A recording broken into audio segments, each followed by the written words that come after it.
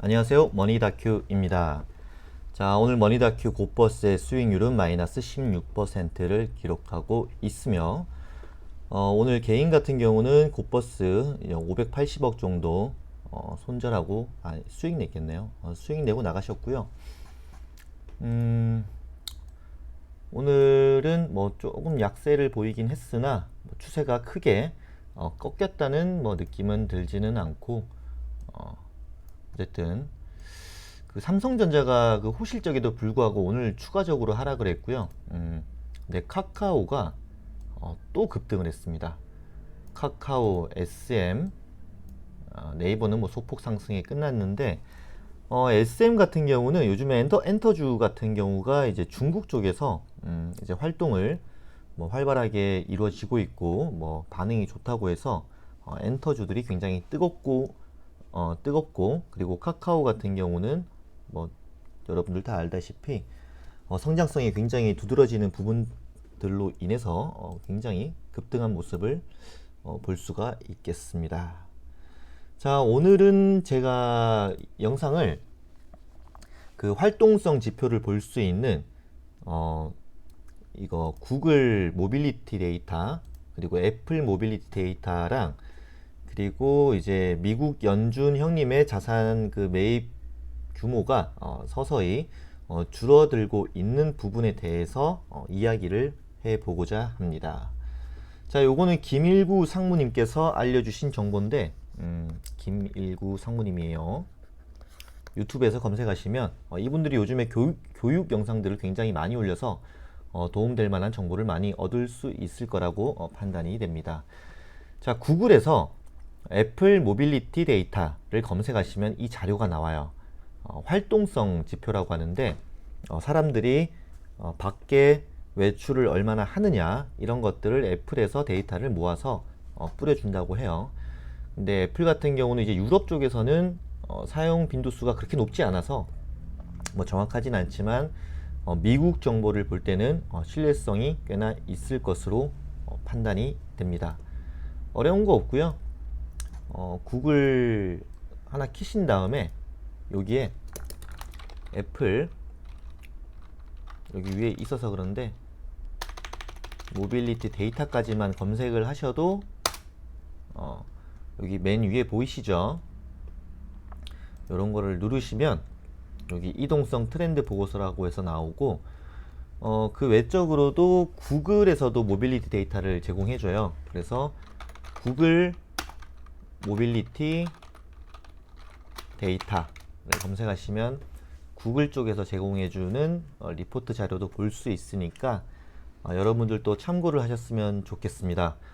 자, 구글 같은 경우는 기간이 한 열흘 정도 단위로 발표가 되는 것 같고 애플 같은 경우는 매일매일 보내주는 것으로 보여집니다. 구글 같은 경우는 여기 아래쪽에 내려서 원하시는 국가를 선택하시면 그 해당 국가의 지표를 볼 수 있으니까 여기 보이시죠? 미국 눌러서 PDF 다운로드를 누르시면 디테일한 정보를 보실 수가 있습니다. 제가 이 정보를 조금만 더 빨리 알았다라고 하면 이제 곧버스를 안 넣고 레버리지를 넣었을 텐데 굉장히 아쉬운 마음이 듭니다. 하지만 지금 증시 급등에 대한 실물 경제와의 계리율에 대한 이런 편차가 크다라는 입장은 아직까지도 의견을 꺾고 싶지가 않아서 아직까지 곧버스를 계속 홀딩하고 있는데 지금 보시면은 미국이 질병 사태 이루어지기 전 상황까지 사람들이 많이 돌아다닌다는 것을 확인할 수가 있습니다. 활동은 많이 하지만 소비 자체는 줄어들었어요. 근데 뭐 신용카드 사용액은 제가 어디서 보는지를 몰라서 나중에 그것도 확인이 된다고 하면 다시 한번 알려드리도록 하겠습니다. 자, 구글 모빌리티 데이터에서는 좀 더 디테일하게 나오는데요. 여기에서는 뭐 소매 판매가 나오고 요거는 뭐 의약, 약품 뭐 이런 것들 그리고 공원에 나들이 가는 거 공원을 엄청 좋아하나 봐요. 미국인들이. 그리고 뭐 이 의약품 이런 것들이 느는 건 어쩔 수가 없죠. 뭐 병이 걸려서 약을 먹을 수도 있고 마스크를 구입해도 다 이쪽에 포함될 것 같아서 근데 오히려 소매는 10% 감소를 했고, 트랜시 스테이션, 이거 뭐 버스나 지하철 같은 거 이용하는 그런 거 같은데 이런 것도 굉장히 급감했고, 뭐 직장에 출근하는 빈도수도 거의 뭐 절반 수치.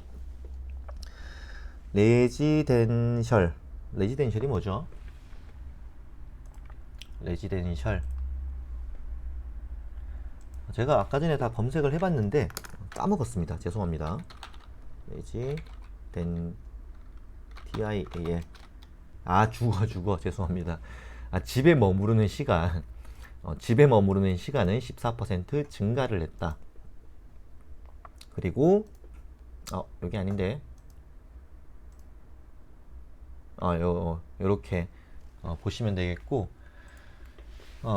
그래서 얼마나 이 활동을 자유롭게 하느냐 뭐 이런 것들을 볼 때 이런 데이터들을 참조하시면 되겠고, 어쨌든 두 번째로 하고 싶은 얘기는 미국 중앙은행의 데이터 대조표를 보시면은 지금 계속 거의 3주 연속 이렇게 줄어들고 있는 모습이 보입니다. 그러니까 적극적으로 그 돈을 마구마구 공급을 하는 것을 이제는 멈췄다. 왜냐하면 주가도 이미 이만큼 올라왔고, 뭐 실물 경제가 개판이든 말든 어쨌든 어느 정도는 회복을 시켰다라는 입장이 강하게 두드러났다.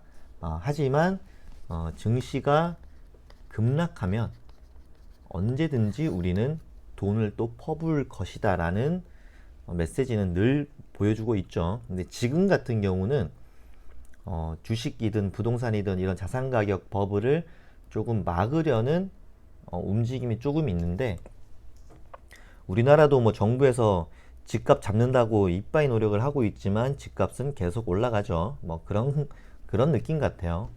정부에서 하지 말라고 하면 더 하고 싶어지는 청개구리 심리가 나타나는 게 아닌가 생각이 듭니다. 그리고 이 금리를 조금 살펴볼 필요가 있는 게, 이거는 이제 오건영 팀장님 의견인데, 제가 제일 존경하는 팀장님이에요. 어쨌든 미국이 이제 뭐 양적 완화를 이빠이 해서 경제가 어느 정도 성장을 했다 보니 지금까지 풀었던 그 돈을 조금 걷어들이겠다는 의지로 금리를 계속 올렸죠. 이때도 주가는 계속 올랐습니다. 그런데 이거 좀 안 되겠네 라고 해서 살짝 낮췄다가 우리 질병 터지고 나서 바로 0%대까지 내려갔다는 거. 어쨌든 이 기간 동안 중국이라는 나라가 솔직히 뭐 미국 채권을 계속 매입을 했던 거는 어쨌든 자기 그 자국의 환율을 떨어뜨리기 위한, 환율이 올라가기 위한, 그러니까 위안화 가치를 좀 떨어뜨려서 수출 경쟁력을 높이기 위한 목적으로 많이 매입을 했을 거예요. 그런데 이제 중국이 달라졌죠. 옛날만큼 이제 수출도 잘 안 되고 이제는 돈이 좀 필요한 시점입니다. 그래서 만약 이제 그 중국이 정말 돈이 필요해서 미국 채권을 무자비하게 팔아버리면 달러도 단기적으로 쇼크를 받을 수 있다라는 의견이 올라왔고, 그 의견에 대해서 오건영 팀장님도 굉장히 동의를 하는 느낌입니다. 일단 기사 내용을 보면 지난 2분기 동안 미국 국채 시장에서 약간 5천억 달러를 웃도는 해외 투자 자금이 빠져나갔다. 근데 그중 3분의 1가량이 중국 자금으로 추정이 되고 있다. 지금 중국이 돈이 굉장히 많이 필요합니다.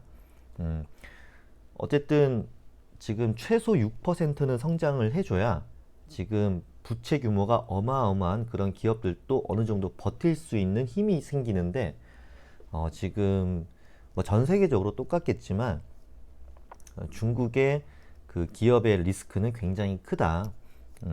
그래서 급하게 중국이 금융시장을 개방을 했고요. 해외 자본을 굉장히 빨아들이려고 하는 모습을 보이고 있고, 어쨌든 지금 중국도 뭔가 문제가 터진 거는 확실합니다. 하지만 그 전 세계적으로 봤을 때 뭐 코로나 터지기 전까지만 해도 미국의 성장성이 그냥 단연일이죠. 그냥 뭐 안정적이고 기축통화고 미국은 성장한다. 뭐 이런 기조가 굉장히 많이 깔려 있기 때문에 미국 쪽으로 쏠림 현상이 굉장했다. 그런데 이번에 금리를 한 방에 확 낮춰버렸고 중국은 오히려 금리를 살짝 올려버렸고 중국이 제가 알기로는 2%대로 알고 있어요. 그러니까 지금 미국이 금리 낮춘 거 이것만 가지고는 뭐 얘기할 게 아니고 미국이 경제 성장이 굉장히 둔화될 것 같다. 플러스 금리가 대폭 낮춰졌다. 여기에 투자할래? 아니면은 지금 전 세계적인 이 질병 사태에도 불구하고 올해 경제 성장률을 4%에서 5% 바라보는 이런 성장하는 국가의 이자도 괜찮은 이 중국에 투자할래라는 이 관점에서 봤을 때 이 미국에 굉장히 쏠림 현상이 있었던 이 투자 자금들이 이제 중국 쪽으로 확 쏠리고 있지 않나 라는 관점으로 생각을 한번 해봐야 된다 라는 거죠. 그 글로벌 유동성 140조 가운데 중국의 비중이 20년 전에 그 6%에서 25%까지 껑충 뛰었다라고 합니다. 근데 이제 15년, 16년도 좀 힘들었죠. 그래서 중국의 대규모 자금 유출이 이루어졌고 이는 달러화 강세와 미국 금리 하락에 힘을 실었다. 그러니까 어쨌든 중국은 웬만큼 힘들지 않으면 환율을 높여서 위안화 가치를 떨어뜨린 다음에 수출을 많이 하고 싶어요. 왜냐면 중국은 세계의 공장이니까 많이 팔아야 기업들이 지금 초과 공급으로 굉장히 고생하고 있는데 좀비 기업이라도 좀 더 살아만 있어줘 뭐 이런 느낌이겠죠. 그래서 미국도 단기적으로 힘들 수가 있기 때문에 그래서 미국이 마이너스 금리를 못할 것이다. 힘들다 사실상. 이렇게 해버리면은 자금이 지금도 중국 쪽으로 좀 쏠리는 느낌이 있는데 이게 좀 강하게 중국 쪽으로 쏠려버리면 미국 국채를 다 팔아제껴 버리면서 금리가 또 큰 폭으로 올라가 버리는 지금 부채 규모가 너무 크기 때문에 그거는 미국 경제에는 굉장히 큰 리스크로 다가오고 있는 듯 보여집니다. 그래서 연준이 말은 내가 언제든지 카드가 있고 언제든지 무제한 양적 완화를 통해서 경제를 살릴게 라고 말은 하지만 굉장히 조심하고 있다라는 그 마음을 우리가 이해를 하고 시장을 바라봐야 되지 않느냐 라는 이야기를 전달드리고 싶었습니다. 하지만 나스닥 지수는 또 급등하고 있기 때문에 급등까지는 아니죠. 0.32% 오르고 있으니까. 근데 넘들다 내릴 때 계속 오르고 있어서 이거는 급등이라고 표현해도 맞을 만큼 이건 불변의 법칙이에요. 정말 보면서 대단하다 라는 말밖에 나오지가 않고 저 같은 곧버스를 홀딩하고 계신 분들에게는 내일 또 어떻게 되려나 라는 생각으로 또 밤을 지새우겠죠. 어쨌든 오늘은 여러분들에게 전달해 드리고 싶었던 거는 애플 모빌리티 데이터 그리고 구글 모빌리티 데이터를 참고하면서 이런 활동성 지표는 어쨌든 이런 질병과 관련해서는 굉장히 연관성이 있기 때문에 참고하셨으면 좋겠다라는 점, 그리고 미국이 말은 그렇게 하지만 이 해외 자본가들의 그 자금이 미국이 아닌 중국으로 쏠릴 수가 있기 때문에 지금 막 했던 것처럼 지금 최근 몇 달 동안 했던 그런 양적 완화를 정말 무리하게 단행할 수는 없을 것이다. 그리고 마이너스 금리는 더더욱 힘들 것이다 라는 점, 그 점을 참고해서 투자에 임하셨으면 좋겠습니다. 투자는 우리가 20년이건 30년이건 하셔야 되기 때문에 지금 당장 5% 10% 수익을 내는 것보다 큰 태풍을 피해가는 게 훨씬 더 중요하다라고 생각을 합니다. 그 점만 유의하셔서 투자를 하시길 바라겠습니다. 자, 오늘 영상은 여기서 마치도록 하겠습니다. 시청해 주셔서 감사합니다. 댓글 좀 부탁드려요.